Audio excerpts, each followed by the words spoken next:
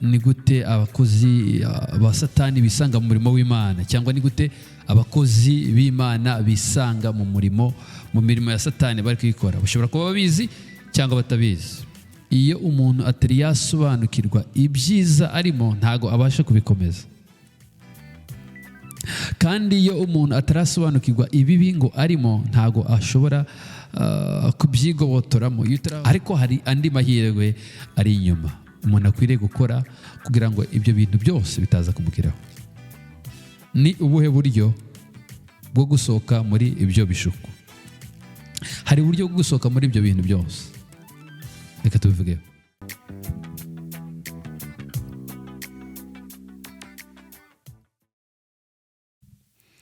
Nongeye kuba ikaze nanone, kandi mbifurije amahoro y'Imana n'ubuzima buzira umuze. Ijambo ry'Imana riravuga ngo ubabaye nasenge, kandi n'uwishimye naririmbe. Rero wowe ubabaye uno munsi wa none, just senga, fata umwanya usenge, wiherere usenge. Hari indirimbo ivuga ngo ibihe byiza byo gusenga ngo binterura mu mpagarara, ngo bikanyegeza aho Yesu ari. So rero ufate akanya usenge. Imana irumva kandi Imana irakiza, igira neza. Kandi nawe niba wishimye, just praise and worship. Wishime Imana ko Imana yaguhaye kubaho uyu munsi uri guhumeka, ko uyu munsi urimo ntabwo uzongera kugaruka. Uyu munsi ni uyu munsi gusa, urahita ugenda, ejo hazaza undi munsi mushyashya. So rero nk'uko mubizi, mu kiganiro tuba tunyuze ahangaha cyitwa undi munsi andi mahirwe. Muri iki kiganiro rero dufite topic yitwa ngo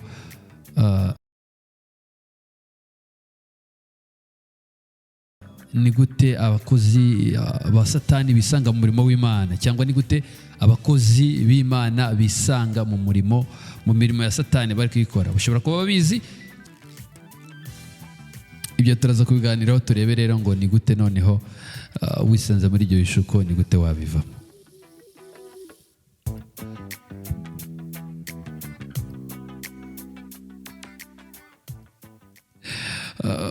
Mbere yuko tubivugaho, hari ijambo rinezeza cyane rivuga ngo iyo umuntu atari yasobanukirwa ibyiza arimo, ntago abasha kubikomeza. Kandi iyo umuntu atarasobanukirwa ibibi ngo arimo, ntago ashobora undi munsi andi mahirwe.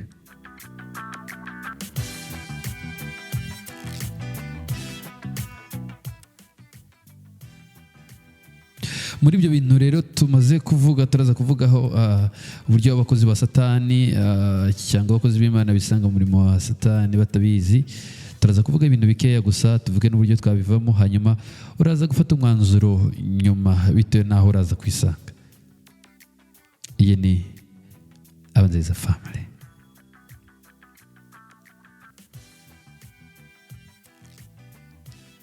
Imirimo ya Satani rero ni ukugira ngo atandukanye abakozi b'Imana n'Imana, akure umutima w'umuntu imbere y'Imana, atere ibishuko no kutumvira no kwigaragambya hagati y'Imana n'umuntu. Ariko abahawe isezerano bo ngo bahora bari maso, basenga ubudasiba kandi bakira imbaraga. Ni gute rero abakozi b'Imana ashobora abakozi ba Satani bagera mu murimo w'Imana? Icya mbere, uburyo bibaho kwihisha mu murimo. Abakozi ba Satani bakora ibikorwa by'urukundo, bagakora imirimo y'urukundo, ibikorwa by'urukundo, bakinjira mu murimo. Tuvuze icyambere kandi kwihisha mu murimo. So rero baza bakihisha mu murimo, bagakora imirimo y'urukundo. Ntabwo ushobora kubamenya, ntabwo ushobora kubasobanukirwa ngo umenye abari bo. Bagakora imirimo y'urukundo, batangira gufasha abantu, bagatanga gukora imirimo y'itorero, batangira gukora ibintu byinshi cyane bigaragaza imbuto zo kwera. Nk'uko ijambo ry'Imana rivuga ngo bazagaragaza, bakora imirimo igaragaza ko ari imbuto zo kwera, ariko bahakana uko kuri.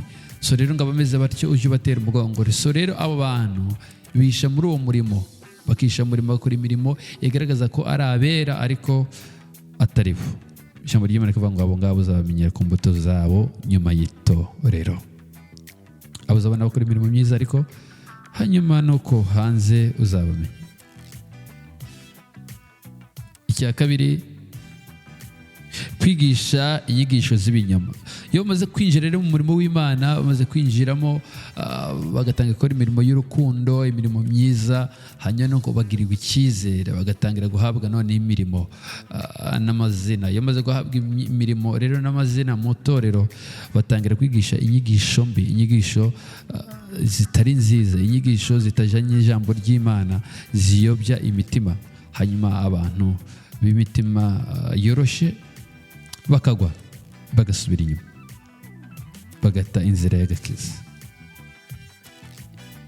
Ikindi gikurikizaho, bakoresha ubushobozi bwabo n'amikoro. Ni ukuvuga ngo batangira gukoresha ubushobozi, haba iby'imbaraga z'umubiri cyangwa ibitekerezo. Mu mbaraga nk'izi ngizi, wenda guterura ibintu, akaba ari ibyo baterura, bagakora ubushobozi mu buryo bw'ubwenge, bagatanga ibitekerezo by'isi bishobora kuzamura abantu. Noneho hariho n'ikindi dusanzemo cyitwa amikoro.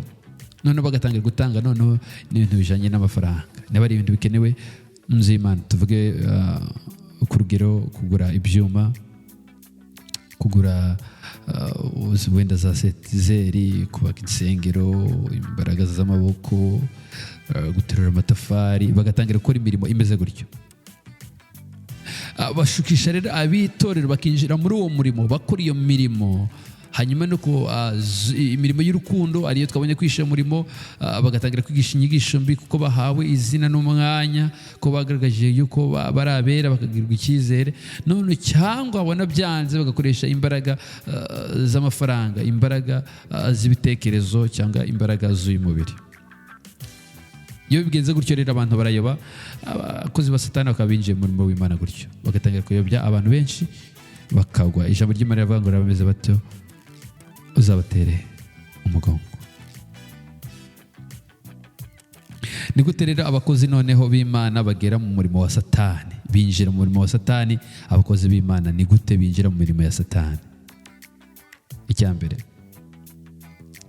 intego y'abakozi b'Imana ku murimo w'Imana ni ugukorera Imana no kugarurira abantu benshi ku gakiza. Bagatanga gukorera Imana, bakora imirimo myiza yerekana ko ari abakozi b'Imana, kandi koko ari abakozi b'Imana. So rero ni gute rero bazakugwa muri ibyo bishuko, bakisanga mu mirimo ya Satani? Icya mbere, kubura ubushishozi mu guhangana n'ibishuko.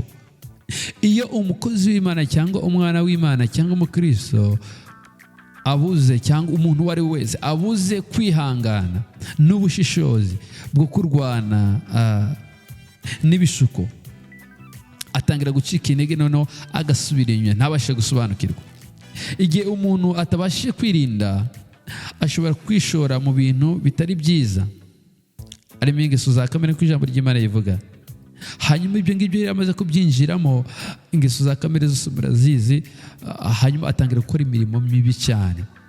Ashobora kuba atabizi cyangwa atabizi, abizi cyangwa atabizi, kuko yabuze kwirinda muri we, yabuze imbaraga n'ubushishozi, ntabashe kumenya ngo ba bantu twavuze hejuru bakoze Satani binjira mu murimo w'Imana, ntabashe kubisobanura, akagabura no kwirinda, bikamutera gusubira inyuma, agatangira gukorera Imana mu buryo atazi.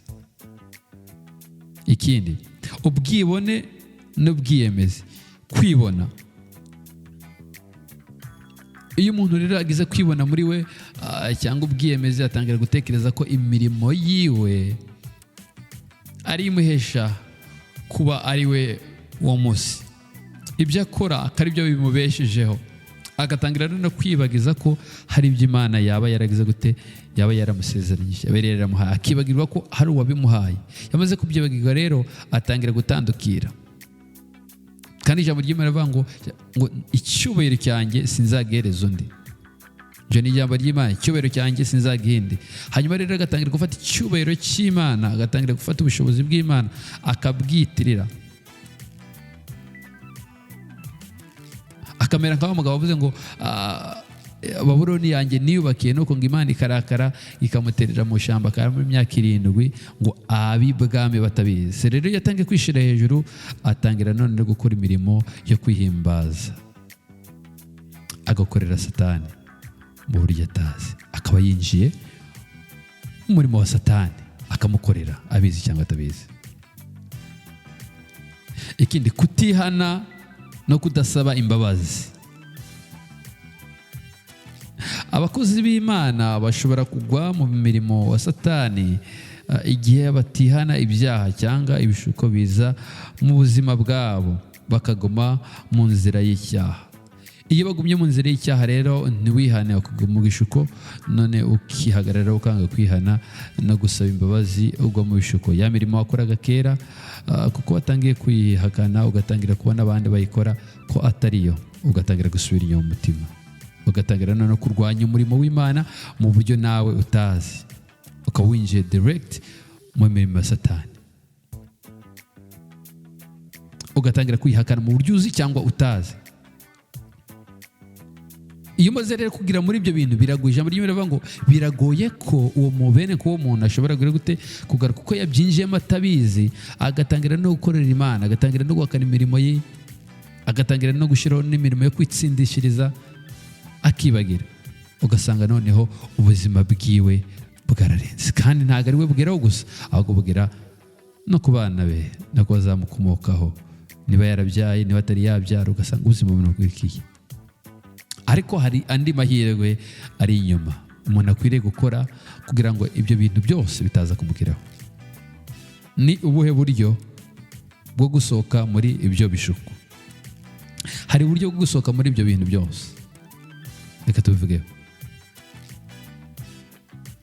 Gushikama mu ijambo ry'Imana, kwiga no gusenga no gusoma Bibiliya ni bimwe mu bisubizo bifasha umuntu gusohoka muri ibyo bishuko bya Satani, kandi bigatuma abakozi b'Imana baguma mu murimo mwiza. Iyo usenga Imana, gushikama mu ijambo ry'Imana, ukagira ibyo bintu byo gusenga, ugira ibihe byiza byo gusenga. Ijambo ry'Imana muri yararirimbye avuga ngo ibihe byiza byo gusenga ngo binterura mu mpagarara, ngo bikanyigizaho Yesu. Iyo uri gusenga cyane rero, ugerayo amahirwe, ukakira izindi mbaraga, ugakomera, none ugatangira kuva muri bya bihe. Kuko nk'uko tubibonye, ibihe byo gusenga biraguterura, bigakurura umuntu mu mpagarara, bikamukura ahantu kuri level imwe, ahantu yari muri place imwe, bikamujyana mu kindi gice. Ibihe byiza byo gusenga rero, iyo ugumanye n'Imana, ukagira ibihe byo gusenga, urakira. Ikindi, kwicisha bugufi no guhora usaba Imana imbaraga. Iyo umaze kumenya rero yuko waguye, nk'uko twabibonye mbere, ntago wabasha gusobanukirwa. Iyo utarasobanukirwa ko hari icyubura, ntago ushobora kugishaka. Iyo umaze kumenya rero hari icyubura, utangira gusaba imbabazi n'imbaraga no kwicisha bugufi. Iyo umaze gusaba Imana imbaraga rero, Imana ikumanurira abamarayika bagureza imbaraga, ugakomera, none ukava muri za mbaraga z'umwanzi, ukava muri ya mitego, ugacika ikigoyi cy'umwanzi, ukambara izindi mbaraga. Ikindi aricyo duserezaho kivuga ngo kuba mu muryango mugari w'abayoboke b'Imana cyangwa kujoininga itorero. Ubundi baravuga ngo iyo abo ujyana nabo nibo basobanura icyo uri cyo. Iyo wakira izindi mbaraga rero z'Imana, utangira kumenya abo uzahitamo kujyana nabo, abo uzabana nabo. Iyo tuvuze kubana n'abantu, ntabwo bivuga ngo ni uguhitamo igice kimwe cy'uzabana nacyo cyangwa ikindi, ahubwo ni imirimo n'imigendere n'imigenzereze. So iyo umaze rero kwegera itorero, ukajoininga itorero, utangira kugira inshuti nziza, ugatuma inshuti nziza uzakorana nazo, ugatangira gukora umurimo w'Imana, ugatangira gukora izindi mbaraga, ufite intego, ushikamye, kuko wamenye ko hari ahantu uri hatari heza, ukamera nk'umukristo wataye iwabo umudugudu w'irimbukiro, akerekeza agashaka aho ashaka kujya hazima, Isiyoni. Iyo umaze rero kumenya ibyo bintu, wakira izindi mbaraga. Iyo umaze kuzakira rero, wakira noneho n'ubutumwa bwo kubwira abandi, bagakira.